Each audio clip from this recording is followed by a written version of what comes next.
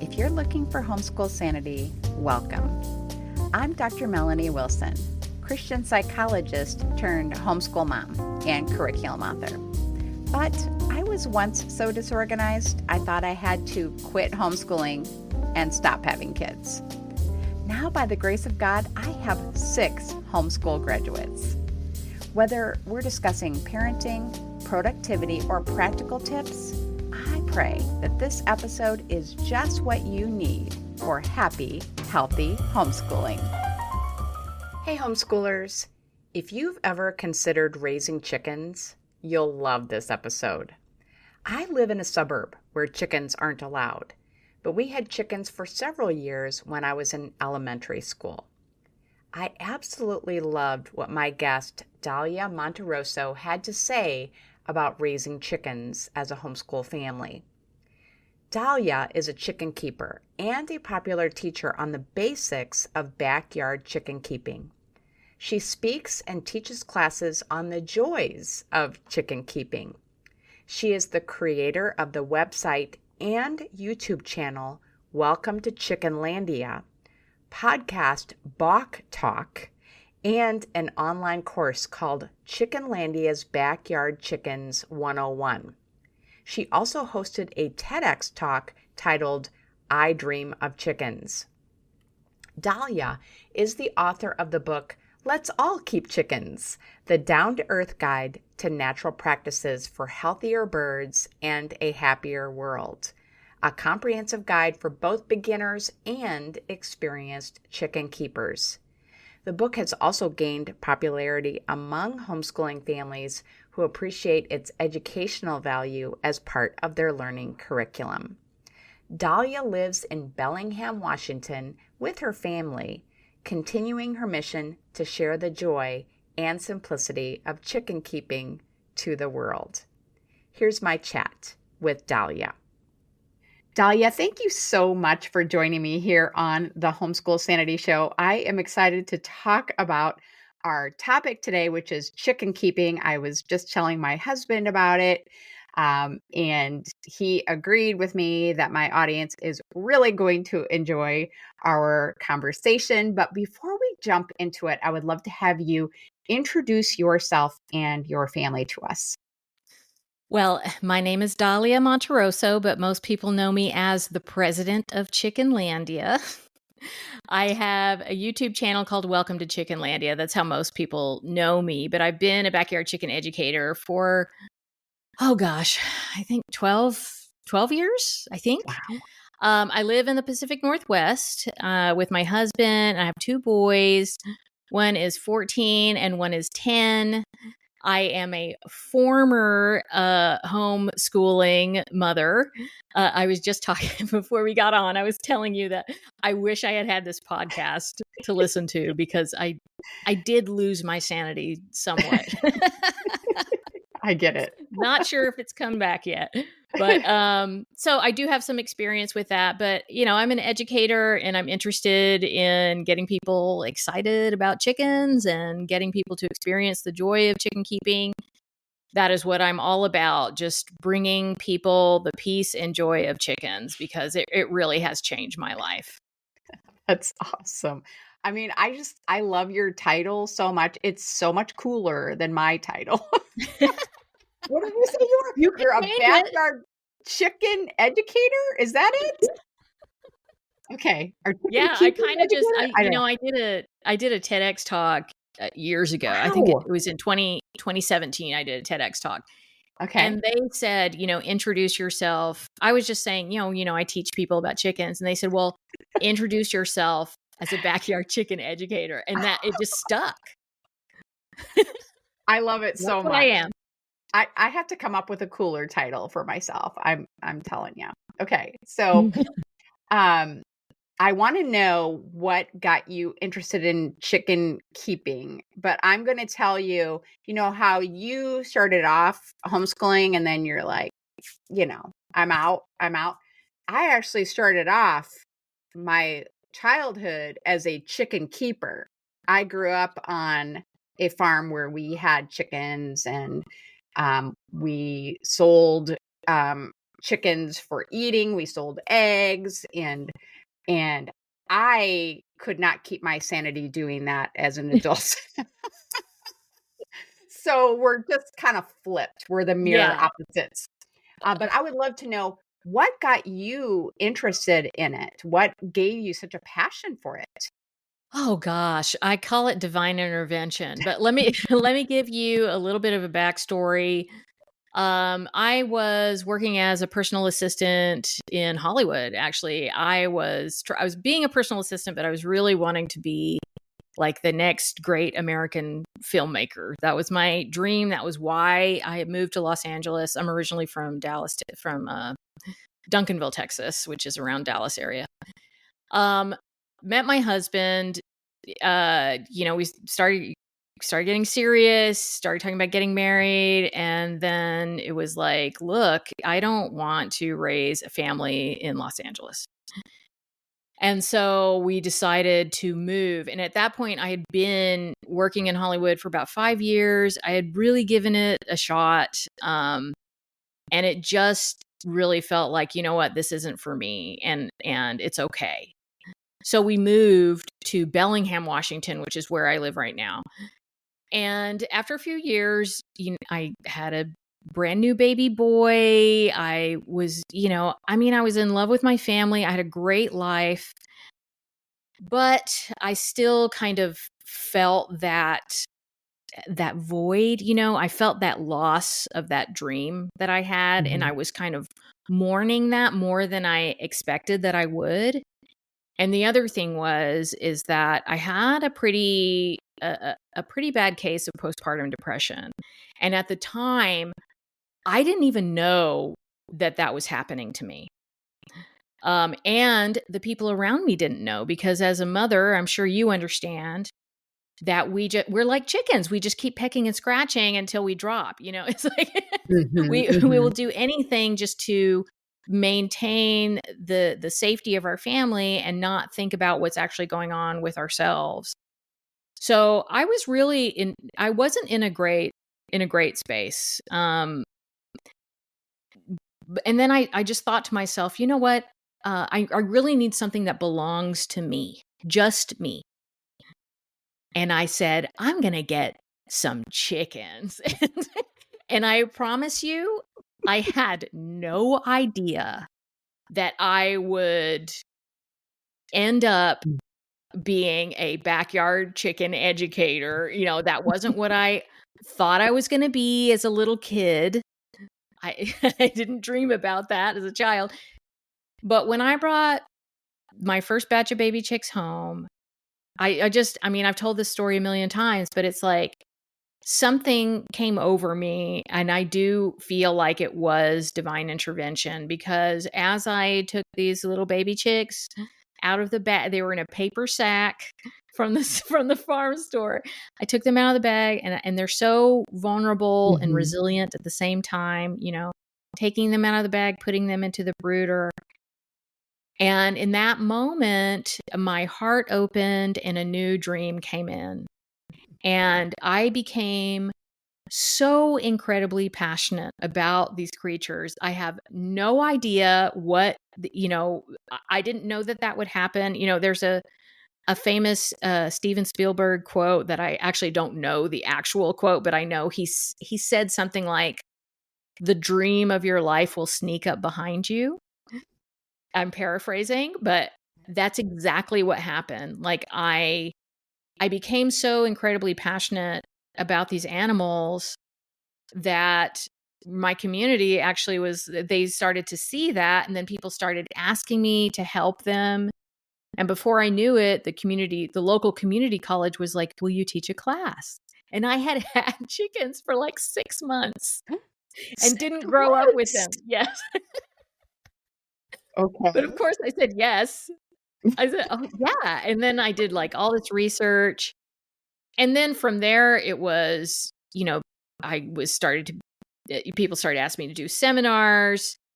Then I got like a sponsorship. And before I knew it, I had a YouTube channel. I travel, I do seminars across the country. I've written a book. I have an online course, all this stuff. And it really kind of spawned from that need to, I instinctively knew I needed to heal. And I feel like I began to heal when I moved those baby chicks out of the bag into the brooder. That was when my healing journey began. And I'm still on that journey, Okay. but it's been absolutely incredible and amazing to see how it's unfolded. And I feel like it was like appointed, like I was appointed the president of Chickenlandia. Like it So just cool. happened. Mm-hmm. So here I am. That's the story.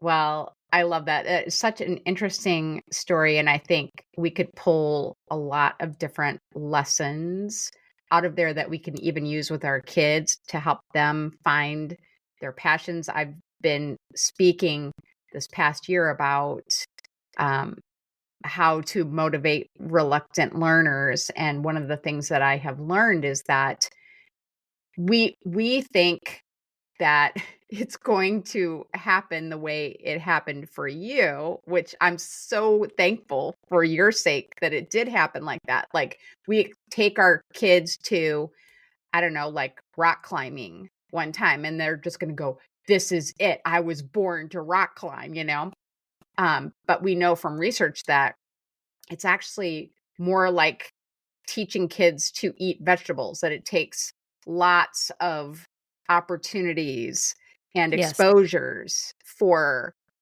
the typical person, not just kids, but the typical person to say, you know what, I love this and I'm going to invest time and I have a passion for it. But I think it's so cool that it was just like, whoa, the angels were singing and you They were the were. keeper of the chickens.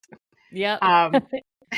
So, some of my listeners right now are thinking, I don't want chickens. I live in the city. That's I'm in an okay. apartment. I'm not going to raise chickens. But I would love to have you share what has been a memorable moment or some kind of a lesson that you think any homeschooling family could kind of take away from what you have learned by being a backyard chicken educator. Well, I think that one of the most amazing things that you can do if you have a flock of chickens, and especially if you have children that are learning, is to have a mother hen raise a batch of baby chicks.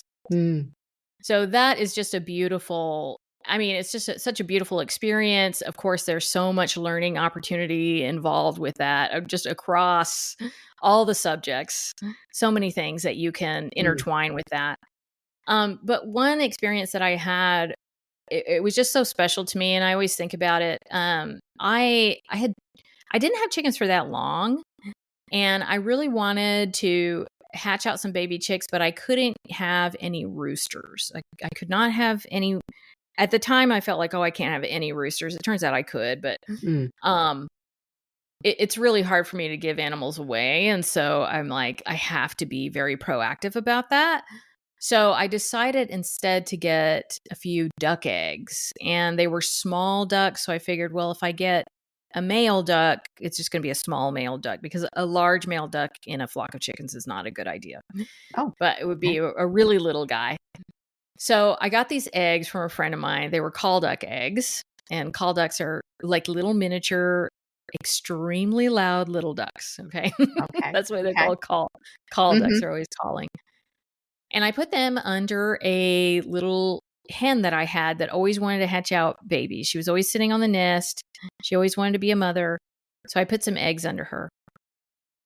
Well, unfortunately, when on the day that they started to hatch, my son, my oldest, he got croup, and he had already been to the hospital once with croup with very low oxygen count. So I was already, like the minute they start coughing, you're like, okay, here goes, and you start to panic a little bit. So I was 100% just focusing on him. We even had the paramedics at the house and everything. This whole time, these ducks are hatching. And unfortunately, only one made it. Mm. And I felt so bad. Even though there's likely nothing I could have done, I felt like, oh, if I could have been present for that, it would have been different. But in life, sometimes we have to make very difficult choices. And of course, in that situation, I'm going to choose to put all my attention to my child who was struggling. But there was one little duck that hatched under this mother hen. And it was the cutest thing I have ever seen, to see this duck following around this chicken. The duck thought it was a chicken. It really even tried to like roost with the chickens, and ducks, depending on the breed that they will usually stay on the ground. They won't go up higher to roost like chickens do. They just sleep on the ground. But this duck would try and get up. She would go into the nesting boxes. Wow. And I ended up getting her some like duck friends. She still wanted to stay with her mother. And those two were a pair until the end of their lives. So the mama hen lived to be pretty old, and she passed away. And within the month, I think it was the month, maybe a couple months, the duck passed away. And they were just a bond. They were a bond. And I really think it's such a beautiful story of, of commitment, of love, of family, of resilience. And then, of course, you can talk about science. You can talk about hormones. You can talk about, biology, all of this stuff. Right. What was the drive that the hen had to raise the baby that she didn't, this was not an egg that she laid, but she lovingly raised this baby duck. So just so many opportunities. And I love to share that one because kids just absolutely adore that. And I wish I had a picture to show you because it's the cutest thing. Yeah, for sure.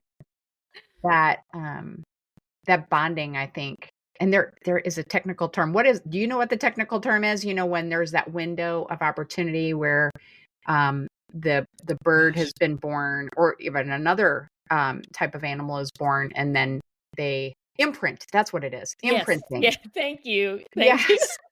I actually studied animal behaviorism in college because I found it so fascinating. But it's that short window of time, and they just imprint on. They just get so attached to whatever mother figure is near them. But yeah, thank you for sharing that. That is so cool, and I'm glad that you got to experience that. We had ducks on our farm too, so I can imagine what that might have been like. Yes. You kind of alluded to some life skills that kids can learn by interacting with chickens, raising chickens. Can you elaborate on that for us some? Well, I mean, there's obviously just like self-sufficiency is certainly a lesson that you can learn from that. There's any number of skills, responsibility. Chickens don't care if you don't feel good, or if you feel lazy, or if you want to play video games, or if you want to be on your phone. They just don't care. Like, you have to go outside and take care of them. So there's certainly all of that, good work ethic, all of those things. But for me, I think the most important lesson that we learn in the chicken yard is that, when you have chickens, inevitably, because it's a flock, and a flock is like a living being, it's you have like the individual chickens, and then you have the flock, and the flock has its own personality and its own experiences and everything. And it's unpredictable. Like, inevitably, there's going to be things that happen that are unique to your situation. And it doesn't matter how many Facebook groups you're in that, to talk about chickens, or how many chicken books you have. It is likely that you will come up against a situation where there's not a clear-cut answer. And, even if you find, information, you could find there's a lot of conflicting information. So one of the things that I tell people, and in fact, in my book, I have like the 6 rules of mindful chicken keeping. And one of them is to listen to your heart. So it's important in these moments to remember this is not something new. Humans have been doing this for millennia. And over those many years, we used our wisdom, the wisdom of our ancestors, the wisdom that is innate within us to know what to do and to know how to take care of these animals. So there will be moments where you have to listen to your intuition.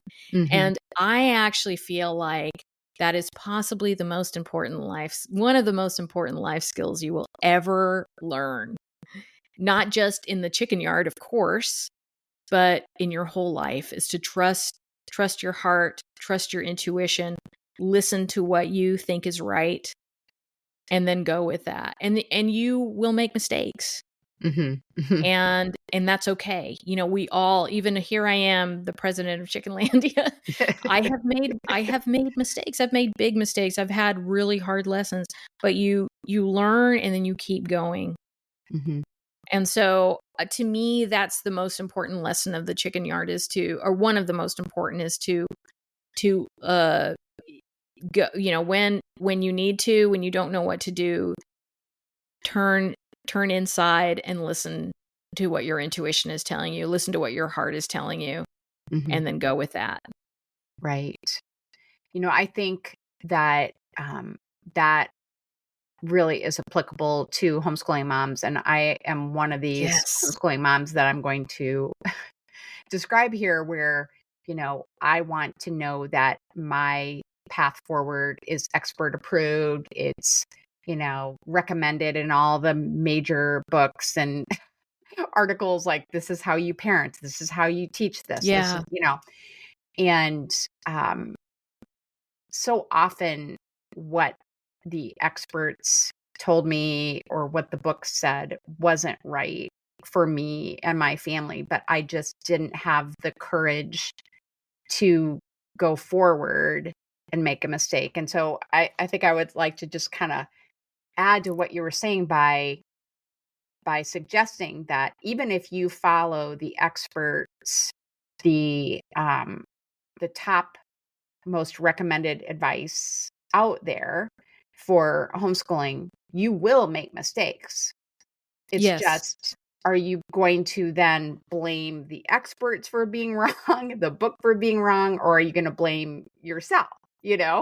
So it's going to happen. It's just, who are you going to rely on as you make those decisions? And you don't know. You are the expert. Like Dalia, you were saying, like, you became kind of an instant expert on raising chickens. And I love that, because I believe that as homeschooling moms, we become instant experts in educating our children. We are the closest to them. We spend the most time with them. We know them better than anyone else. Anyone. It doesn't, more than your doctor, more than your pastor, more than, some homeschool guru across the country or across the world. So I love your advice to trust in yourself. And I would just add for my Christian audience that that reliance on your intuition can be after spending time in prayer, after being in scripture, to feel like, okay, this is the path forward.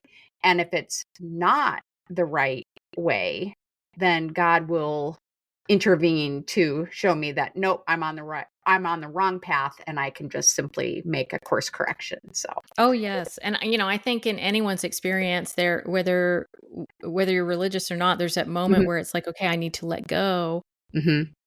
I need to get, you might say, I'm going to give this to God and decide from there. And I'm going to be okay with that, And so when I look at the chicken yard, I see a reflection of my own life, of the world. And so there's so many lessons that I learned just right now talking to you, talking about following your intuition, talking about feeling insecure, and, there's all the experts and all that stuff. And it's amazing how it's like, okay, yeah, there's another thing that I can apply that I've learned from the chicken yard. It's like, Right. nobody loves this flock more than I do. Nobody knows my flock more than I do.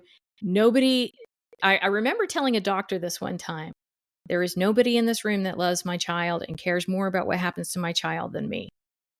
Right. It's true. So remember that. True. No one knows your flock more than you do.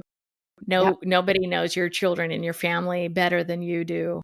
It's so ultimately, true.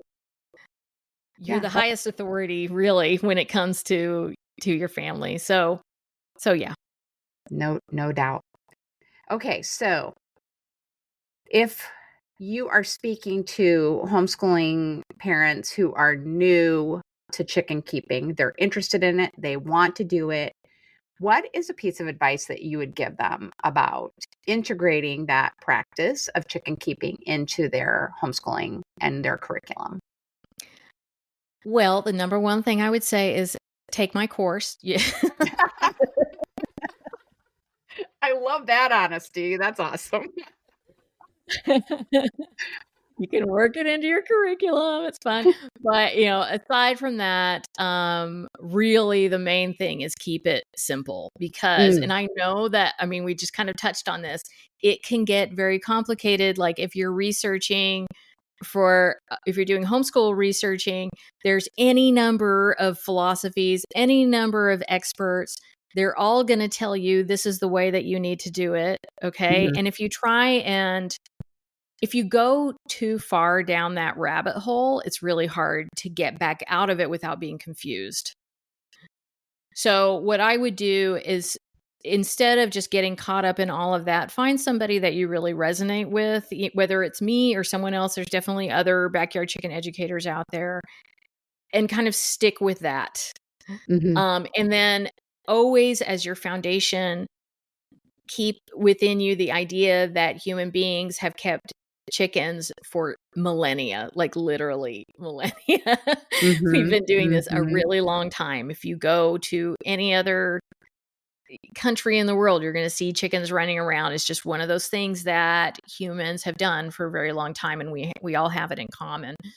And then I would, especially if you're like, okay, we're in the research phase, it's easy to kind of get caught like stuck in that phase. So make a date, give yourself some wiggle room. Like you want a week or two, like this is when we're going to get baby chicks. You can put it on the calendar. Your kids are going to be super excited about that. They're going to want to count down the months and the weeks and the days. Could be kind of like an Advent thing, and then kind of stick with that. And I would start in the spring. Like there's a reason why baby chicks are born, mother hens go broody in this by broody. I mean, they want to brood baby chicks. So they get that instinct kind of comes alive in them, mostly in the springtime or in the warmer months. And there is a very important reason for that. And it is that it is much easier to raise baby chicks during that time than it is when you're going into the colder months. So, start in the spring and just go for it, and you can do it. And remember, there's no reason why you can't do it. People have been doing it for ages, for forever. You can definitely do it. So go for it and have fun. I just keep chuckling when you're saying this because the metaphors are just like flashing in neon lights here. The metaphors for homeschooling. Yeah. And so first you said, if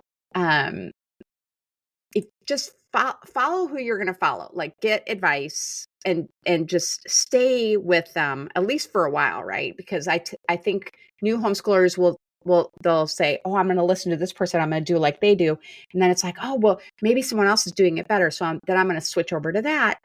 And you just get so confused because you're going to get conflicting advice. And then when you were saying, people have been keeping chickens for millennia. Well, people have been teaching their children for millennia too. Right? And somehow we've survived. Exactly. And then, you said you can just get so stuck in the research phase. I mean, Oh, yeah. metaphor for homeschooling too. Yeah. That is how we are, I think, just as people. I mean, just to kind of give you a little tangent, this morning, my brother-in-law, he and his family are going to play pickleball with us in a couple of weeks, and he's very excited about it. He hasn't played, and he wants advice for which pickleball paddle to buy. And I mean, so I tell him, it's like, it doesn't matter that much, it's like, okay, how about this one? And then he's coming back and saying, well, I mean, but there are a lot more expensive ones, and this one doesn't come with a cover. It's like, okay. And I know you're understanding where I'm going with this. It's like, okay, Yes. yeah, you're overthinking it. You're Yes. over researching it. You just have to get a paddle.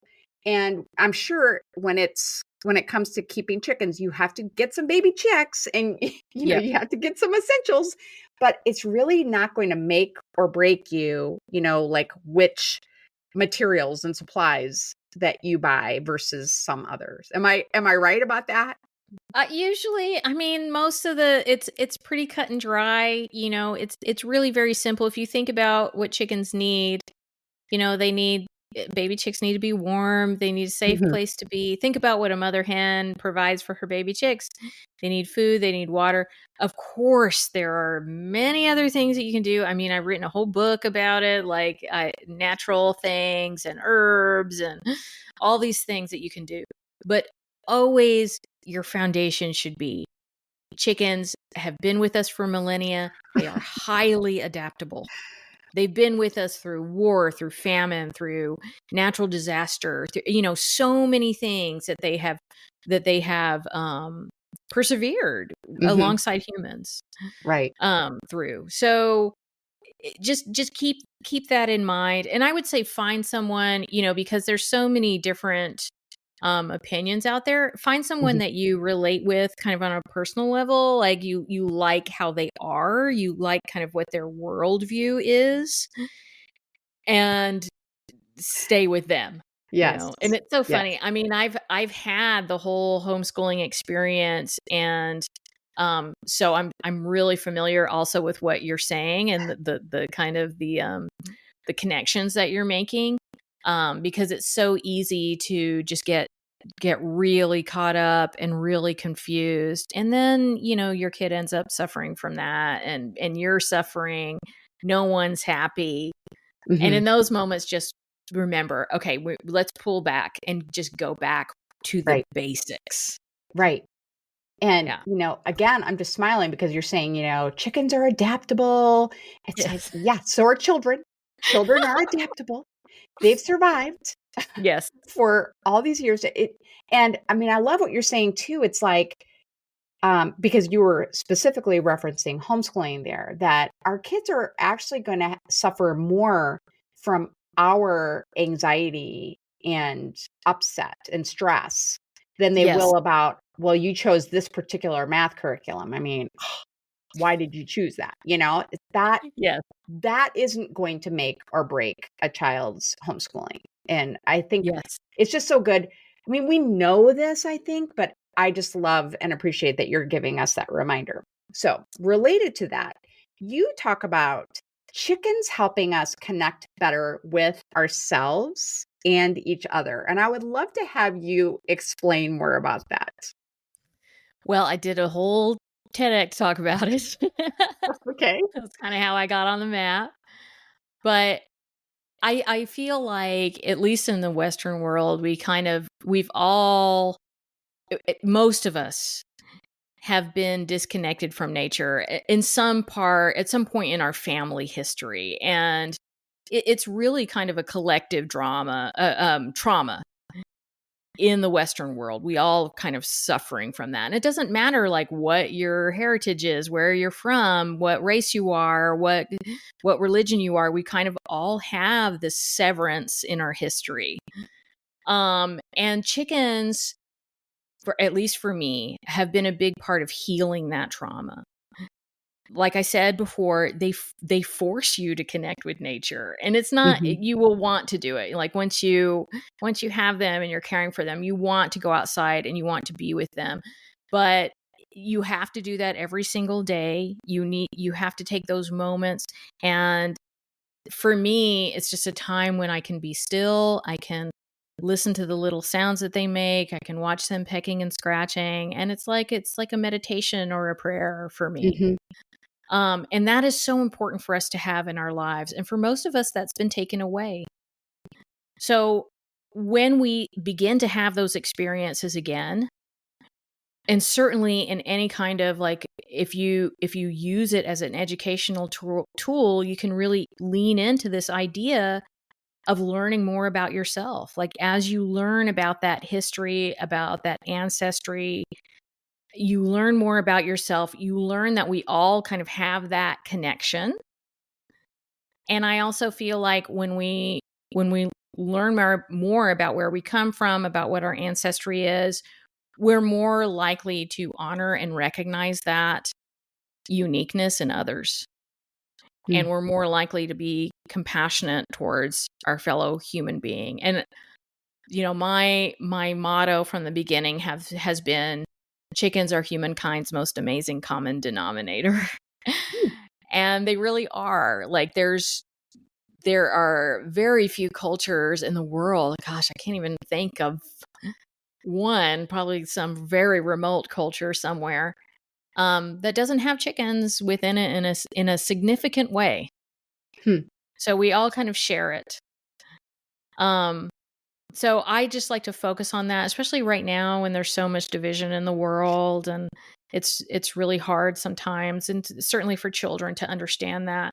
But I wish for everyone to have that experience and to have that knowledge that, you know what, we all share certain things, and it's important for us to focus on that. So that's what I try to, that's Yeah, just part of like spreading the peace and joy of chickens. I love it. Well, that is a beautiful sentiment to end with, and I appreciate you sharing that. But now I would love to have you tell us where we can get your course and see other resources that you have created for people wanting to raise chickens. Well, everything that is Chickenlandia related, you can find on my website, welcome to chickenlandia.com. I have a course. It's an online course. But you will, there is a place in the course where you can ask me questions directly. So a lot of people really like that, but you can take the course at your own leisure. And I would say, probably about, it depends on the child, but if they're less than like 10 years old, then you probably need to go through the course with them. And then depending on their learning level above that, sometimes they can do the course on their own. But the whole family can do it. It's very easy. It's a lot of videos and some quizzes and stuff like that. But you can find information on that on welcometochickenlandia.com. You can also find information about my book. I had a book published in February through Story Publishing. It's called Let's All Keep Chickens. Okay. Because I do think we should all keep chickens. You can find information about that. And then my biggest presence is on YouTube. So my YouTube channel is called Welcome to Chickenlandia. And you can certainly, there's tons of free videos, lots of information that you can get just from watching my YouTube channel. I think people like the course because it's like, it is structured, and also you have direct access to me. So really what you're paying for is the structure of it. But there is any number of free advice on my YouTube channel. And then also my podcast is called Bach Talk, and that's TAWK. Okay. TAWK. That's cool. Yeah. That And is all of so this is cute. on welcometochickenlandia.com. You can find access to it. Well, that is perfect. So this has been so much fun, and I know my listeners, they've probably stopped listening to us right now, and they're already on YouTube looking at all your stuff and on your website. And I hope that they are. Thank you so much, Dalia, for taking time to share with us today. It has been a lot of fun. Oh, you are so welcome. It was my pleasure. To find the links to all the resources Dalia mentioned, go to homeschoolsanity.com/chickens. Have a happy homeschool week. Thanks so much for listening to the podcast. I hope something you heard was encouraging. If you have a personal question to follow up, don't hesitate to message me. I'm at Homeschool Sanity on social media. Be sure to check my free resource page at homeschoolsanity.com/resource and find Sanity Saving Curriculum at funtolearnbooks.com. This has been a production of the Ultimate Homeschool Radio Network.